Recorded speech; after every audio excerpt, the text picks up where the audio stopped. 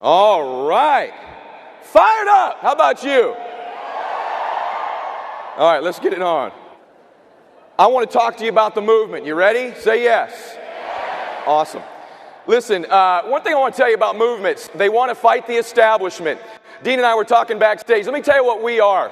We are a mass movement disguised as a business opportunity. See, there's nothing more powerful in the world than the human soul on fire. And if you're going to win here, if we're going to win as a company, if we're going to create a movement, we've got to get on fire. We have to play offense. We've got to get aggressive. We've got to get in some people's faces. We've got to be willing to fight for people, fight for them. You know what? I think it's great that we do all these nice things and we talk about it, but are we willing to fight for these things? If you really believe in something, I don't think any of us doubted today that General Franks believed the things he was telling you. Would you agree with that? So much so that he was willing to fight for them. See, if you'll know whether you believe in what we do for families, for souls, for people, for children, if you're willing to fight for it. You'll know whether or not you believe this pays off for your family. You know whether or not you believe you deserve to win, you deserve to be a champion, your dreams deserve to come true, if you're willing to fight for it, not talk about it, flat out fight for it. Take some punches, probably get knocked down. Here's the truth. Most people aren't willing to fight. Most people like to talk about it. Most of you do. But when it gets to time to you get in the ring and fight, which is go recruit somebody, go make a call you're afraid to make, re-energize that person who didn't show up to the meeting, you get a little wimpy. See, the people you saw come up on stage last night and these big heroes that you have, they were willing to fight for their dreams. They were willing to fight for the things that matter to them in their life. And most of you are probably sitting there thinking, all my life, here's what I know about you. It's why you're in this room. All your life you've wanted to be somebody. All your life you've wanted to make your dream. All your life you've known you were special. All your life you knew you were supposed to make your family proud of you. You've been waiting for your destiny to show up. You've been waiting for your moment. And the emotional thing about WFG is you now know that moment's here. Your destiny's staring you square in the face, eyeball to eyeball. And the truth is, are you going to be man or woman enough to stare it back down and fight and go wrestle that destiny from the establishment? Because what's the establishment tell us? Well, if you're a woman, you should make less than a man. If you come from the wrong side of the tracks, no shot. What do we say? The movement. We'll give you a shot. What does the establishment tell you? Well, if you're a minority, you can't be president of the company, but you can work at it. We tell you, you got a shot to run the whole thing. You're a single mom, you missed your moment, the establishment says. We says, let's get into business. The establishment tells you if you made a mistake in your life, if your past is not all that great, that you've got no shot. Well, we put a uniform on you and give you a shot. That's the movement. Most people will tell you if you don't believe in yourself, if you haven't gone to the right schools, or you don't come from the right family, you've got no shot. That's what the establishment tells us, right or wrong. We give you a shot. As Frank said today, we give you a chance. We're a good company. I want us to become a movement. I believe millions of people around the world, starting in our countries, want to have hope again. They want to have belief again. They want their dreams back. They want anticipation back. They want to make their children proud of them. They want to make their spouse proud of them. You know what's interesting about what the establishment doesn't tell us anymore? Forget what they do tell us. You don't hear the establishment telling you very often, hey, you can have faith, you can have a marriage, you can have great relationships with your children, you can keep your ethics, you can keep your morals, and still become financially independent, still become a person of influence, still become a leader. You don't hear the establishment talk very much about that anymore, do you? In fact, you never hear them say that. You got to be a rapper, or dunk a basketball, or win the lotto, or steal, or be a politician, something like that to go win in your life. Where's the movement? Where do real people go? Ask yourself, where do people like you and I go? If not here, where? The people that you love and care about, that you go to church with, that are your neighbors, that want to make their dreams come true for their kids, their grandkids, their ancestors. Where do they go if they don't go here? And I'm not just talking about making money, where they make a difference, where they contribute, where they get recognized, where their baby comes up on stage with them, where they do it as a family, not as an individual. Where do they go if not here? See, I've come to one conclusion. This is the place, right or wrong. This is where it's at, but are you willing to fight for that? Let me tell you about the establishment. I'm going to tell you a story, a couple that I've known pretty well over the years. He did everything the establishment told him to do. He's 72 years old. Everything the establishment told him to do. Graduated, went to college, actually went to Harvard, got an MBA, went into the corporate world, worked a job, made six figures, did all the things you're supposed to do in the corporate world, got the job, got the title, made six figures, did the stuff you're supposed to do, bought an insurance policy, got a mortgage, got some credit card debt, started to raise a family. This guy has 7 children, 25 grandchildren now, this gentleman, married to one woman for 51 years, goes to church every Sunday. In fact, he's so committed to God and his faith that when he turned 60, he decided to get into the ministry and keep his corporate job at the full time. Just a good, godly man. And recently, about 6 months ago, he had his 4th heart attack. Almost died. And I know this guy pretty well. Almost died. Literally almost gone. The whole family thought it was over. And he survived. They put a pacemaker in. He just had another incident again recently. It's interesting. Over the years, this guy never wanted to talk to me, though, about his money. He knew I did well. In fact, he knows me pretty well. And he never would sit down with me and let me help him with his finances or anything like that. In fact, he actually got into the business briefly with us and still wouldn't let us look at his finances. You have anybody in your team like that? These jokers that think they have it together, that wear our uniform and don't even own our products? Well, here's what's interesting. Finally, recently, when it happened, I decided to go see him. And he let me go see him. He's just about to turn 72 years old. He's made millions of dollars in his life in the corporate world. I think he's ready to retire and take care of his wife, who's healthy, who's beautiful. She's 60. And he looks at her and, she's 7. He looks at her and wants to take care of her if he's gone. So I sat down. I said, well, pull out all your financial stuff. Tell me what you got. Let's take a look at it. And the first time ever I've seen fear in this man's eyes. Total assets after 50 years of working, raising a family, going to church every Sunday, getting his MBA, doing all the things you're supposed to do, dealt with all the establishment mortgage companies and institutions, etc. What do you think he ended up with in net savings? He's got a coin collection that he bought with credit cards on the internet that he thinks is worth about $20,000. That's it. See, the traditional mortgage institutions kept coming back and having him refinance his house over and over and over again. So the home he paid $30,000 for in 1970, he currently owes $540,000 on. The life insurance that he bought from a term insurance company, when he lost a job temporarily for 6 months, he stopped paying the premiums, because that's what you do when you lose your job. You stop paying your term insurance premiums. Didn't use his IRA to pay his term insurance because you can't. And so he lost his life insurance policy, and 6 months after that discovered he had heart disease, had a quadruple bypass surgery in 1985, can no longer get life insurance. Thank you for my term insurance. Had to liquidate some of that savings when he lost his job. He's worked and worked and worked, helped out his children here and there, and he arrives knowing his time's short here left on earth. Look into his beautiful wife's eyes and know he cannot tell her he took care of her. That's what the establishment does for you. That's what the corporate world does for you. I know this guy pretty well because he's in my family. It's Christiana's father and her mother. That's what the establishment did for my family. You think, well, we all have it together here. I mean, we're all millionaires. This is all that they did to my family. Now, thanks to the movement, I joined the movement years ago. I didn't buy into all that establishment stuff. I got involved with our insurance products, our business opportunity. I bought the real product we offer, the crusade, the cause. I bought our movement. Because I bought the movement, I'm able to look, you want this for your family, to look into his eyes, who I've known since I was a little boy.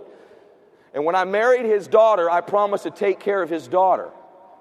And to be able to stand up at his table and say, Howard, I can take care of your wife too. And I can take care of you. And you've got nothing to worry about. You don't have to worry about this mortgage payment anymore. You don't have to worry about your debts. You don't have to worry about your savings. You can go serve God now full time if you want to. And he's such a good man. He said, hey, I appreciate you do all that stuff, but can I still keep my job? I still want to work. This man gets up at 4 o'clock in the morning. He's just a real man. He did everything you were supposed to do. He played by all the rules. And they totally let him down. That's the establishment. Now, if you're not willing to fight for your own family, you have a bunch of Howard and Patricia Lewises in your family and people you know that are pursuing the establishment. We got to get angry. They lied. He went to school, he studied, he went to work, he did everything they said. They lied to him. He ends up at the golden years of his life terrified, not worried, terrified. Let me tell you, $6,000 a month in bills. Total money after their Social Security money my mother-in-law would be receiving was less than $1,000 a month. Where would she even live? How would she eat? You imagine if we didn't get involved with World Financial Group, not just get involved, but decide to fight? See, a bunch of you have that in your family. You got involved, but are you willing to fight? Thank God we were willing to fight. Thank God I got inspired to fight. Thank God we did that. I didn't know at the time I was fighting for their future. I didn't know at the time they were going to need me in crunch time, and neither do you know who it's going to be. But they will need you, and you need to be able to step up for your family when the time comes, right or wrong. It's in your, listen to me, it's in your, you don't think we make a difference in the world? You hear about all these things going around in the world. But what if we could go to India as a company? What if eventually this movement, I don't think it's that big of a deal if you put a democracy in these different places, but what if you put a real movement like this in these places and we show them caring and respect and love and multiple respects of multiple faiths, and you can have God and family in your life and how we treat one another and the difference we make. You imagine the difference we could make around the globe as a company, yes or no? Dina talked about Bill Gates. Gave $287 billion in his foundation, just donated to the AIDS cause 2 weeks ago. Well, what could we do collectively as a group? I think it's great we put these 20s in here, but what if this whole room, what if we were running conventions that were a global convention? You had to be a cash millionaire through WFG to get involved. And what if all of us could have written a check this evening for $1 million? We had 12,000 people be able to part with $1 million to solve a problem like that. Do you realize, listen to this, you don't think the world needs us?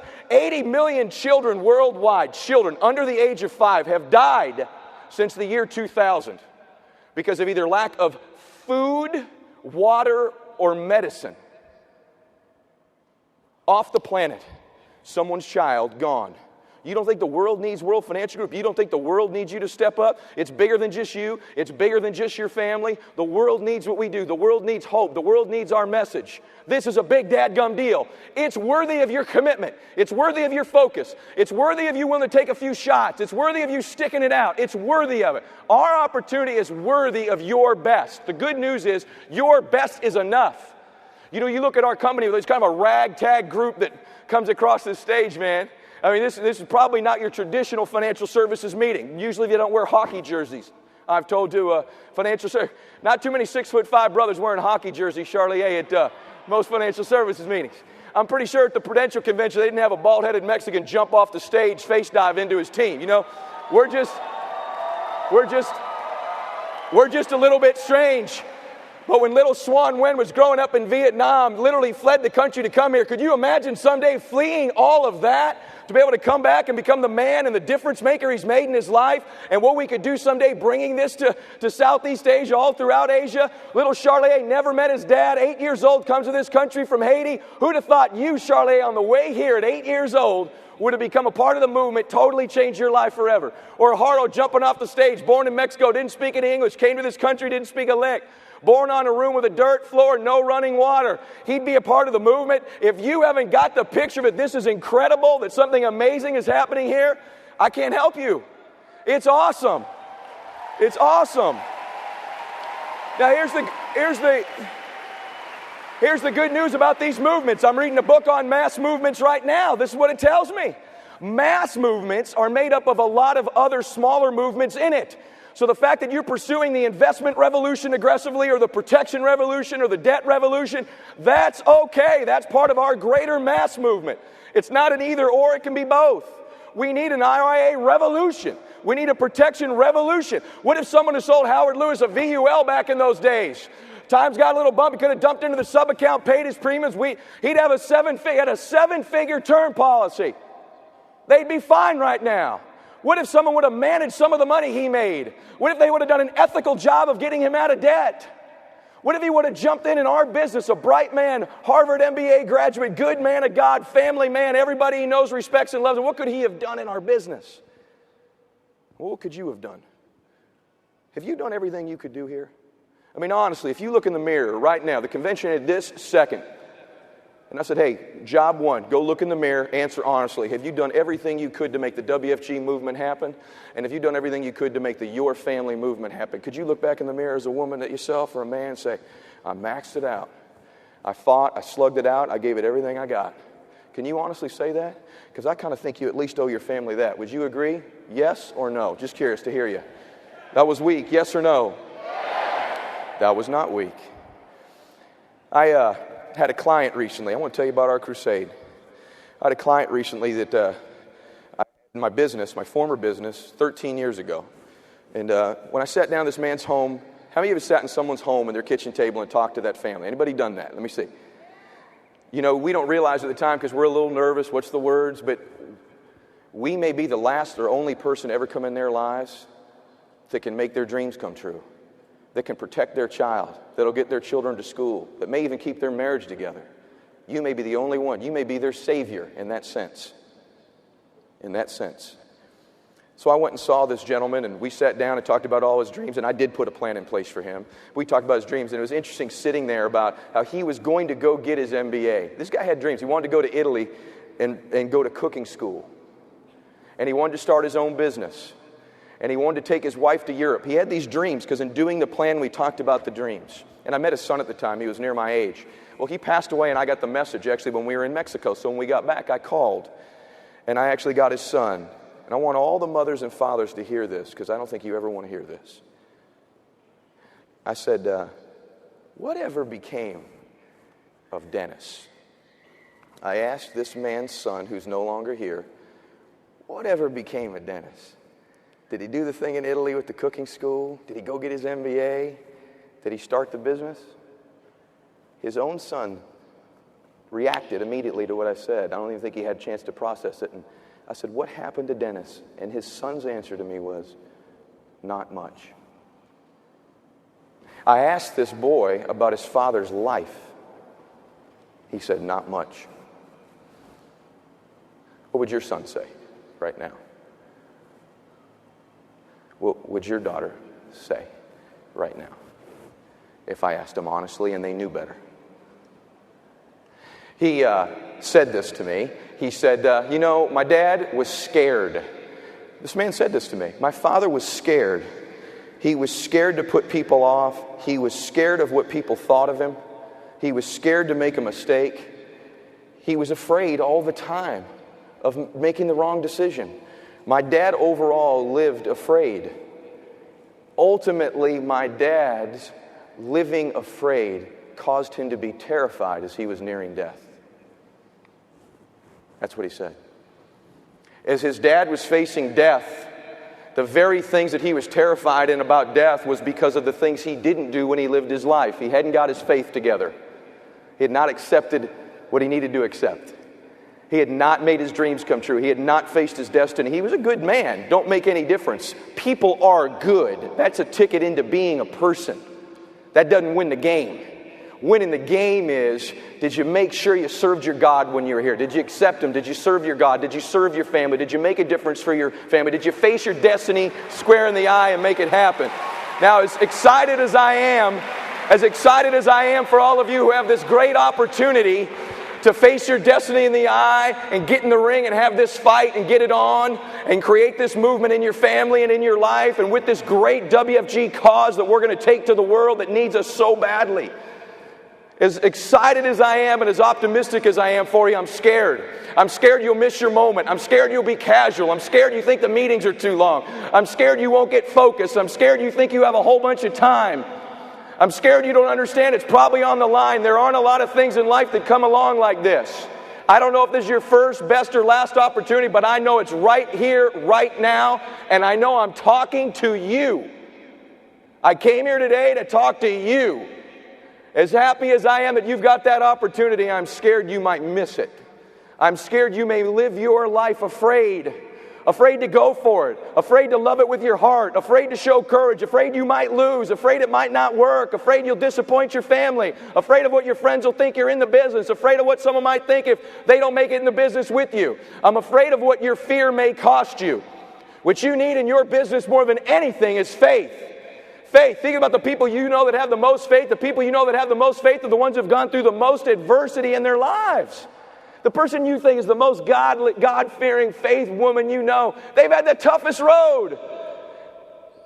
See, I think these challenges you face are an opportunity to strengthen your faith. I think ultimately when it's all done, when you're like this man, it's every time you face that challenge, it increases your faith. And the closer you get when you're making a difference and serving, the closer you get to getting to live eternally, the more you look forward to it, the more peace you had because you just maxed the game out here. You fought the fight, you fought it here, time to go home and live your dreams forever. But if you don't fight that fight, if you don't get in the game, if you don't accept your destiny, the end may not be that great. I want the end, the beginning, and the middle to be awesome for your family. See, I ran out of time, but let me ask you a question.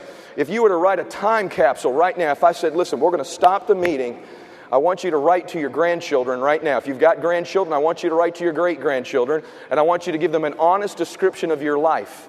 They're going to open it in 30 years.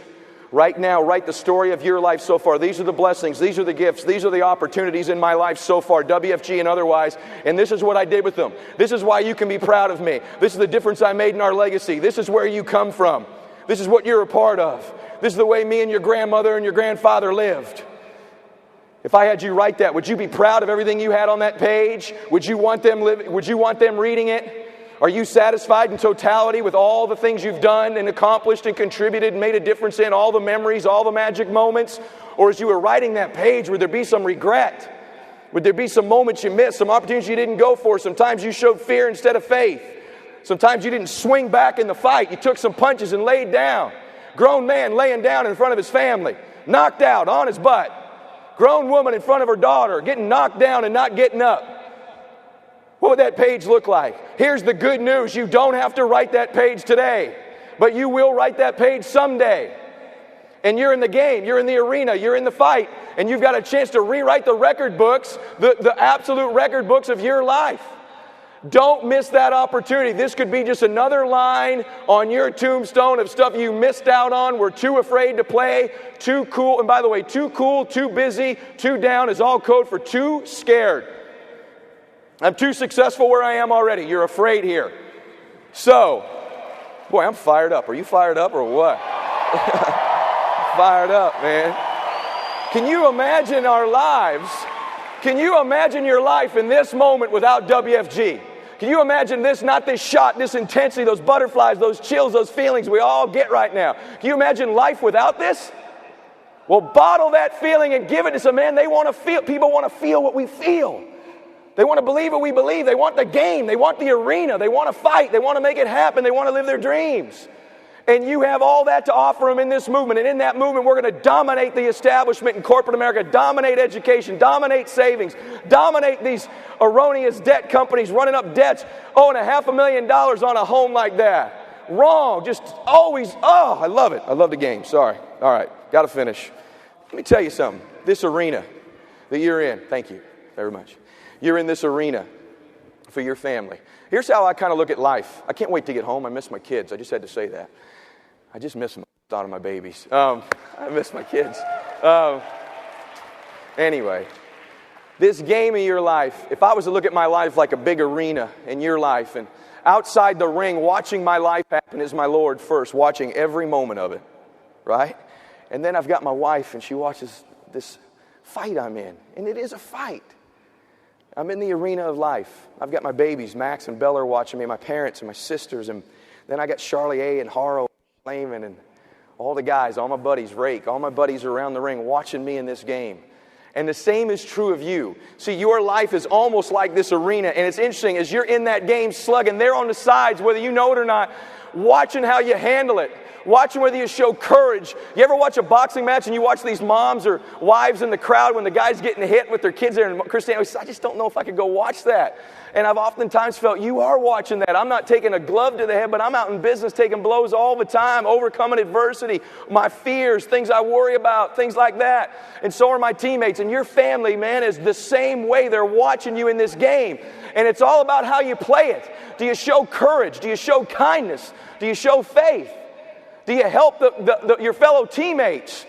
Do you rise above the challenge? When you get knocked down, do you get up quickly, or do you lay there and wallow in it? Do you carry your previous knockouts with you too long? One thing you've got to do if you're going to go conquer your future, if you're going to go create a movement in your life, is you have to surrender your past.